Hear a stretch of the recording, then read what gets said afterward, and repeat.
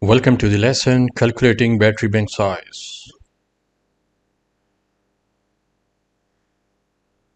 Calculating battery bank sizes for a PV system is an important step, and taking all parameters into consideration can save us from surprises. There are many design factors which need to be considered, like battery capacity, battery voltage, system voltage, average battery charging rate per day, average battery discharge rate, allowed TOD, battery self-discharge rate or losses, PV system autonomy, etc. Here we shall define a simple calculations procedure to find out the size of the battery bank based upon the calculation criteria. More detailed calculation can be carried out provided that charge and discharge rates are available. Okay, let's have our first question. Calculate size of a battery bank for a standalone PV system where 2400 watt-hour of energy units are consumed by the load during day and night time each. Assuming day and night hours are equal, system autonomy required is 3, and we have enough power available from PV system to charge the batteries and run the load. Assume 100% DOD. Also assume nominal voltage of one battery is 12 volts and capacity of each battery is 200 ampere hour. Moreover, inverter takes 48 volt DC as input from the battery bank. Assume solar power or solar PV shall not be available after 12 hours or next few days to run the load. So if we look at the question in detail, here is the depiction in the timeline. The solar PV delivering power to the load and batteries for the first day, we assume it is 12 hours, and after the 12 hours, the solar power shall not be available, so we will be on batteries to run the load. So the first night of 12 hours, the batteries has to feed the load, and then as the autonomy is 3, which means 3 days, so the battery charged will also feed for 3 days to the load. Okay, so in summary, the first day the solar power charges the battery for 12 hours, and during the night the solar power is not available, so the battery will be feeding to the load and for the next 3 days. So for this scenario, we need to find or calculate size of the battery bank for a standalone PV system. So this is the standalone PV system. It is not connected to the grid. We have a solar PV panel on one side, we have load, and we have a battery bank. Let's solve it. Okay, let's assume that 2400 watt-hour units are consumed by the load during first day time. Okay, and assuming that the battery bank is charged during first day time, so it could be used during first night 12 hours and next 3 days. Autonomy of 3 means 3 into 24, 72 hours. Now energy units or watt hours consumed in 1 hour basically is 2400 divided by 12, because these are the units consumed by the load during first day time. Read the question again. So if we divide it by 12, we find it out that 200 watt hour per hour are consumed by the load. Now required watt hours is basically watt hours per hour into total number of hours during first night plus 3 days of autonomy hours. And we know that the 3 days of autonomy hours are 72 hours. So here it comes.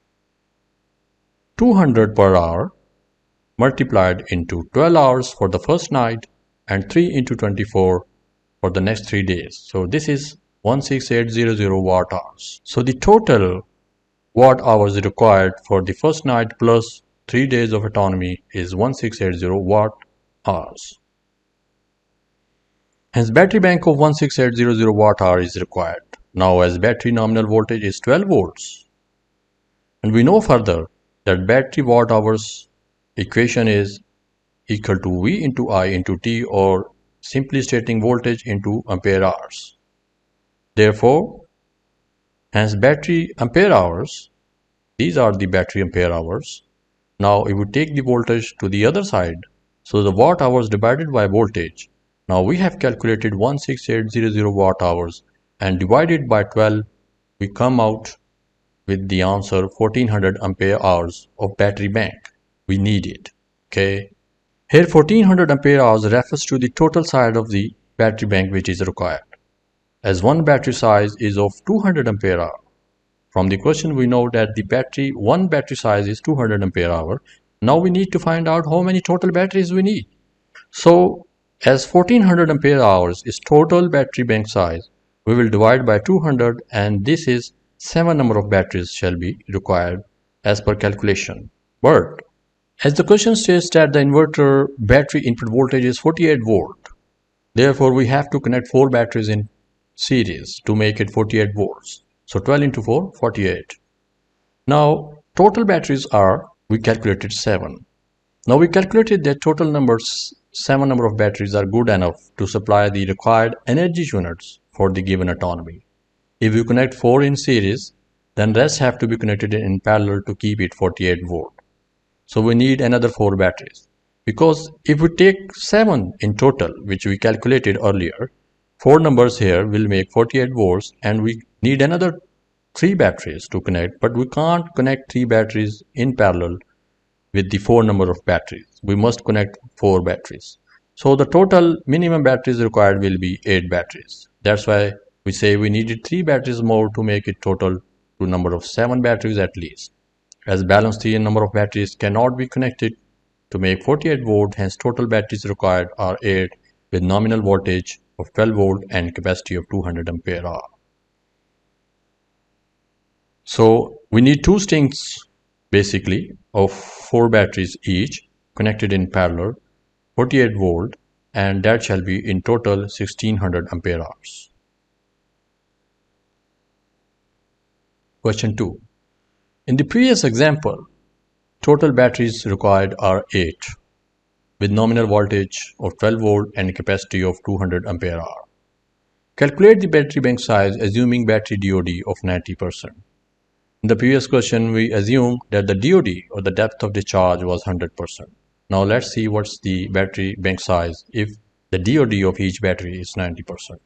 We calculated 16800 watt hours are required units to be produced by the battery bank for onward usage first night plus 3 days. Now as DOD is 90%, therefore now 90% capacity of the battery bank should be equal to 16800 watt hours. So DOD 90% means the rest 10% is not utilizable. We can't use this. That means if we could use 90% of the battery bank, then that must equal to 16800 watt hours, which is the required energy units in this case. So the improved watt hours shall be 16800 divided by 0.9. We shall divide it by factor of 0.9, which is 90%. So the actual watt hours then would be more than this, and that is 18666 watt hours. 90% of 18666 is 1680. Okay. Hence battery bank of 18666 watt hour is required. Now as the nominal voltage is 12 volts, again calculating using the same equation, battery watt hours is equal to voltage into ampere hours. So the battery ampere hours shall come out to be 155 ampere hours. Now each battery, because it's 200 ampere, we will divide it to find out the total number of batteries. Therefore when we divide it, it comes out to be 7.75 number of batteries. As practically 7.75 doesn't exist, we need to have 8 batteries at least, and that satisfies our requirement of minimum having of 2 strings each with 4 number of batteries. So the battery bank of 48 volt will be formed and it will still fulfill our requirement of 155 ampere hour. Question 3. In case of above example 1 and 2, calculate the average charge rate assuming that all the batteries will be charged to 100% in daytime first 12 hours and there is enough energy available from the solar PV system all day and inverter capacity is good enough to cater this charging. So as this is off-grid system, the solar PV system should have enough energy to provide which shall be used by the inverter to charge the battery. So we are assuming that solar PV system has enough capacity and inverter do have also the enough capacity. So now we need to find out what is the average charge rate for the first day time, 12 hours. Now we have 8 number of batteries calculated above. Here we will take battery bank as a whole for our calculation. For a moment, assume one string is one complete battery of 200 ampere hour at 48 volt. Hence, battery bank voltage is 48 volt. Or battery bank capacity, battery string ampere hours into number of strings, 200 ampere hour into 400 ampere hours at 48 volt. So this is another way of describing our size of the battery bank. So we have two strings. Each string is 200 ampere hour at 48 volt, and the two strings shall be 200 into 400 ampere hour at 48 volts. Now to charge one string of 200 ampere hour in 1 hour, we need 200 ampere. This is 1C, remember from the definition. So assuming this battery bank is 200 ampere hour, we will need 200 ampere for 1 hour to charge this battery fully to 100%, and that is called 1C. But remember, the string voltage shall be at 48 volts. Now to charge the batteries in 12 hours, we need 112C. So we have 12 hours now to charge. We don't need to charge the battery in 1 hour. We have full day from the solar PV system to charge the batteries. So we can take 1 by 12C, and that is 0.0833C for one string at 48 volt. So if we multiply this factor with 200, or basically we are dividing 200 by 12, okay, that comes out to be 16.66 amperes for one string for 12 hours to fully charge the one string of batteries at 48 volt DC. Remember, the battery string voltage is 48 volt DC. Now because there are two number of strings, so we shall need double the amount of charge or the current. So 16.66 is for one string. We will multiply it with 2, and that is 33.32 amperes from the inverter for 12 hours to charge all the batteries. Besides delivering, remember, the inverter shall also be delivering current to the load during first day.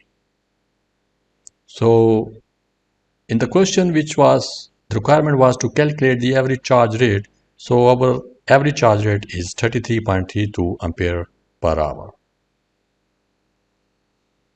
Question 4. Assuming 20% losses in the solar PV system including inverter, how much PV watt hours shall be required in 12 hours to deliver power to the load and batteries as described under autonomy of 3? Now here we are going to calculate an average size of the solar PV system, assuming that there are 20% losses in both solar PV and inverter. Okay.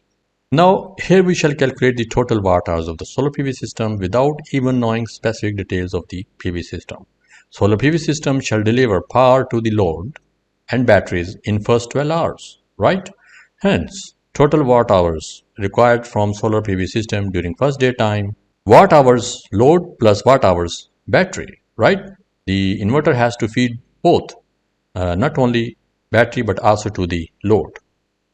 So now load watt hours are already known from example 1, that is 2400 watt hour. So this much energy is required from PV system during first day time besides charging the batteries to deliver power for one night plus 3 next days. To fully charge the batteries, we shall take into consideration battery bank capacity because all shall come into play. Now remember, we calculated the battery bank in the previous examples. So obviously there are 8 batteries and all are connected. So we have to fully charge all the batteries. Here we will assume that all the batteries are charged fully. To fully charge one string of batteries, we need watt hours, voltage into charging current into charging time, and 48 into 200 by 12 into 12. So here we are assuming a simple formula once again. The battery bank voltage is 48 volts, is Ampere hours are 200. Remember from the previous example, the one string we can describe as 48 volt at 200 ampere hours. Now, as we will have 12 hours to charge, we will divide it by 12 hour and multiply by 12 hour. Basically, it comes out 9600 watt hours for one string.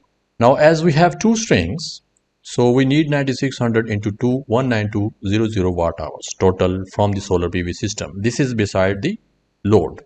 Hence, total PV watt hours 2400, which is load, plus 9200 for the battery. Now, so the total watt hours to be received are 21600 watt hours. So the 21600 watt hours received during 12 hours shall be used in split, 2400 for the load and 19200 for the batteries. Now these watt hours are required at output of the inverter. Remember, this is being generated at the output of the inverter. From question, we know that the system efficiency is 80%, meaning 20% losses. Hence, we need more watt hours because 20% losses would be there. They will be lost in between. So we need more watt hours at the PV side. So the 21600 divided by 0.8 comes out to be 2700 watt hours from the PV system to be generated during first day or the duration of 12 hours. Therefore, we shall need a PV system that should generate total of 27 kilowatt hours of energy units on a particular day. Now question 5.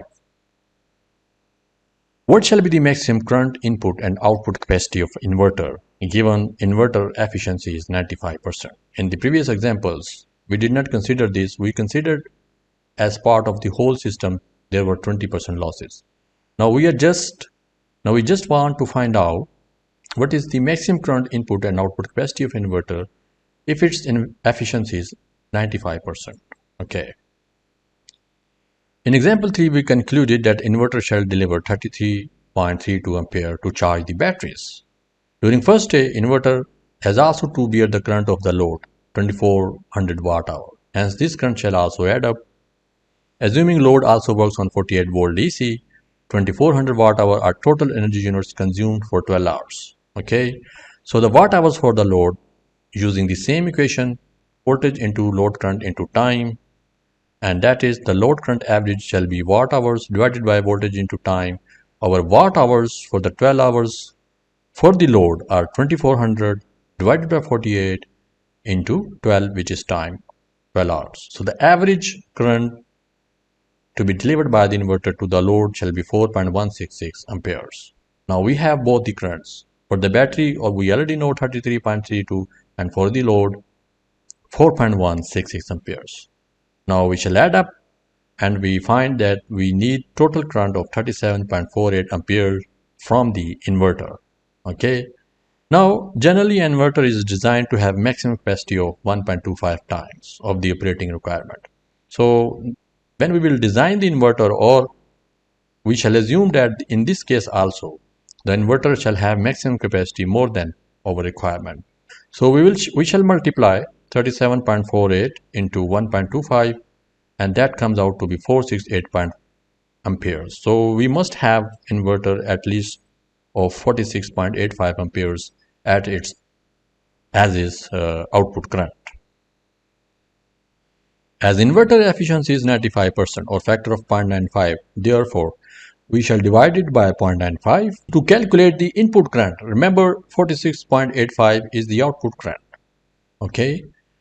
And to find the input current, we shall divide by 0.95 factor to calculate the input current, and that comes out to be 49.31, or simply we can say 50 ampere DC current shall be the maximum input capacity of the inverter or maximum current produced by the PV system.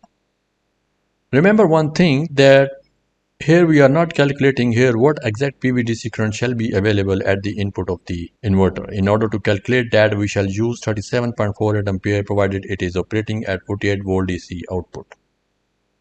Generally, PV system output voltage varies from hour to hour due to change in solar insolation. Therefore, inverter input current shall also be changing. However, inverter shall be designed in so way that MPPT mode to handle this situation.